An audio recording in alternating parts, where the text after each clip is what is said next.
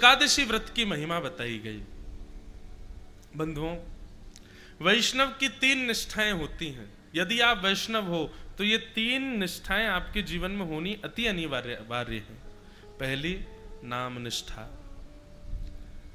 नाम नित्य जपा करो, चाहे कुछ हो जाए। मैंने एक दिन अपराध बताया था ना, अगर आप नाम जप से अधिक किसी अन्य क्रिया को मानेंगे तो ये अपराध है। नाम जप सबसे श्रेष्ठ है, इसलिए नित्य नाम जप जरूर किया करो ठाकुर जी का। सुबह करो, रात्रि में करो, चलते फिरते उठते बैठते कहीं भी करो।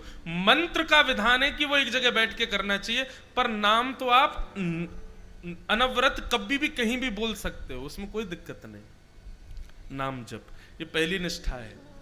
दूसरी निष्ठा, तुलसी। या तो आपके कंठ में तुलसी हो या आपके अंग के कहीं भी, वैसे तो सबसे ज्यादा श्रेष्ठ गले को ही माना, कंठ में तुलसी का स्पर्श होना चाहिए। ये दूसरी वैष्णव की निष्ठा है। कंठी जरूर पहनो गले में, लेकिन फिर उसके बाद याद रखना, दूषित नहीं खा सकते आप कुछ भी। या तो ये प्रण ले लेना कि हम कुछ नहीं खाएंगे और कहीं और यदा कदा कभी चल जाएगा, कोई दिक्कत नहीं, तो कंठी उतार देना, मत पहनना। उसको पहनो तो फिर पूर्णता से ये बात निश्चित कर लेना, कंठ में जो जाए वो शुद्ध ही जाना चाहिए। और तीसरी निष्ठा होती है वैष्णव की एकादशी व्रत की निष्ठा।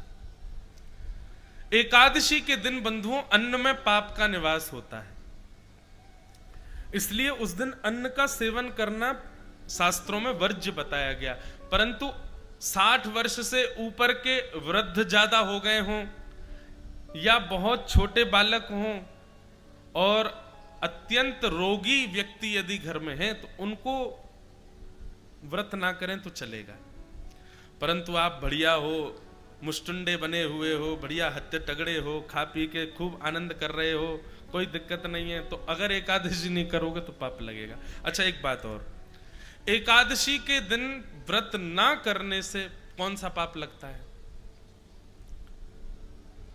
आपने जितने अपने पूर्व के पापों को गंगा स्नान से, तीर्थ यात्राओं से नष्ट कर दिया है, वो नष्ट हुए पाप पुनर्जागृत हो जाते हैं एकादशी के दिन अन्न सेवन करने से। समझ में आई बात? कोई नवीन पाप नहीं लगेगा, पर यदि आपने कोई पूर्व में पाप किए और उनको नष्ट कर दिया येन केन प्रायश्चित्तों से, परंतु एकादशी के दिन यदि आप व्रत नहीं करते हैं, अन्न खाते हैं, तो फिर वो पुनर्जागृत हो सकते हैं।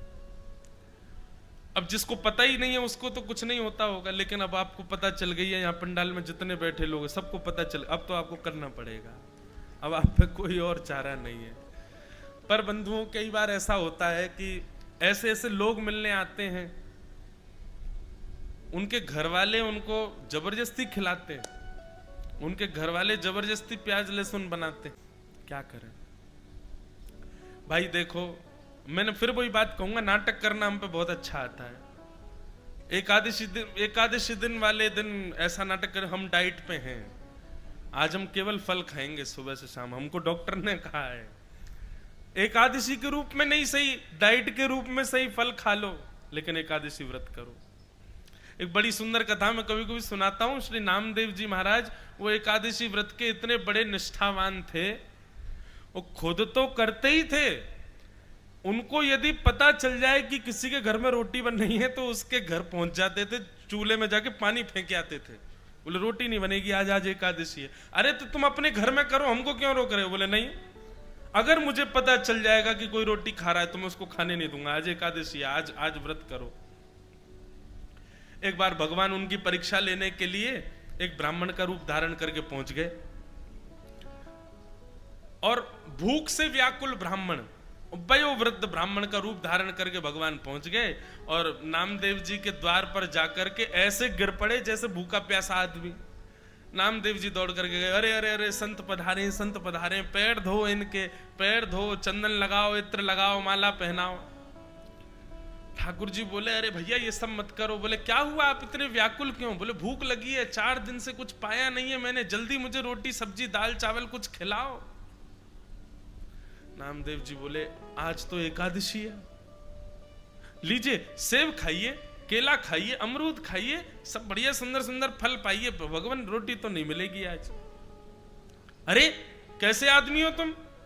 तुम्हारे द्वार पर भूखा प्यासा व्यक्ति आ गया, तुम उसको रोक रहे हो, नहीं चाहिए फल वल नहीं खाने मुझे, भाई रोटी की भूख लगी है, दाल चावल खिलाओ। नामदेव जी बोले दाल चावल तो नहीं बनेंगे, अब एकादशी है आज।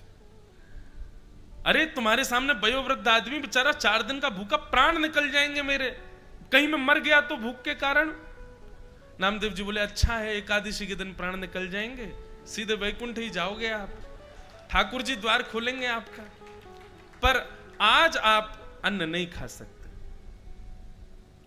अब तो महाराज बात इतनी बढ़ गई कि आसपास के लोग आ गए, वो सब आकर के संत का हाथ पकड़े, बोले ये तो पाखंडी है, खुद भी व्रत करेगा, जबरदस्ती सब पे थोप के व्रत करवाता है, आप हमारे घर चलो, हमारे घर चलो, वहां रोटी सब्जी दाल चावल खा लेना। नामदेव जी ने चरण पकड़ लिए संत के, बोले जाने भी नहीं दूंगा, मेरे यहां आए हो यहीं रहोगे।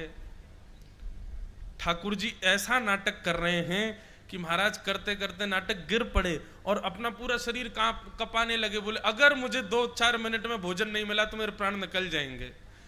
सब आसपास के लोग कहने लगे अरे नामदेव तो तुम्हारी एकादशी तुम करो ना, इनसे क्यों करवा रहे? बोले नहीं नहीं आप इनको बच्चों सब बैठ जाओ, कीर्तन करो कीर्तन करो, कीर्तन गाते गाते इनके प्राण निकल जाएंगे, बैकुंठ जाएंगे सीधे। ठाकुर जी देख रहे वो बारे नामदेव अंत तो गत्वा। ठाकुर जी ने ऐसा नाटक किया कि जिस ब्राह्मण शरीर में गए थे उसके प्राण निकल ही गए, और जैसे ही प्राण निकले आसपास के लोग सब चिल्लाने लगे, चीखने लगे, नामदेव जी को भला बुरा कहने लगे, अरे तेरी भक्ति पर कलंक लग गया, तेरे द्वार पर आकर के एक संत मर गया, भूखा प्यासा बेचारा बिलबिला रहा था, दूसरों पर थोपता है अधिकार, अरे जा निकल जा हमारे गांव से, ऐसी भक्ति का क्या फायदा? नामदेव जी के नेत्रों से आंसू गिरने लगे, अपनी पत्नी से बच्चों से बोले हमारी वजह से इनके प्राण चले गए, पर दोष तो लग ही गया हमको, लेकिन हमने तो ठाकुर जी के नियम की रक्षा की है, कोई बात नहीं, अब अपने घर में ही आंगन में इनकी चिता लगाओ, उसमें इनको बैठाओ, और हम बच्चों सहित दोनों पति पत्नी भी इनके साथ अपने प्राण का त्याग करेंगे, हमारी वजह से हुआ।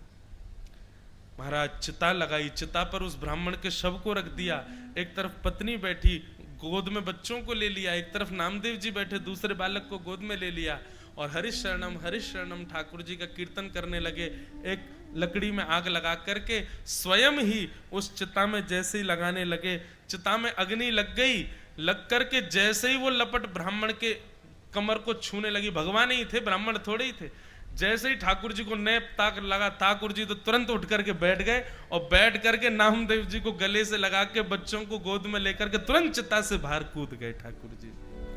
सब देखते रह गए, और देखते ही देखते वो ब्राह्मण साक्षात पंडरीनाथ श्री विठ्ठल भगवान के रूप में प्रकट हो गए, और नामदेव जी को अपने हृदय से लगा करके वहां से अंतर्ध्यान हो। सब बोले अरे ब्राह्मण कहां गया? नामदेव जी बोले ब्राह्मण कोई नहीं था, वो विठ्ठल भगवान ही परीक्षा लेने आए थे मेरी एकादशी की। तो एकादशी जो है बंधुओं, ठाकुर जी को कोई फर्क नहीं पड़ेगा कि आप व्रत करो मत करो, पर उस दिन अन्न में पाप का निवास है, इसलिए शास्त्र आज्ञा करते हैं कि व्रत करो।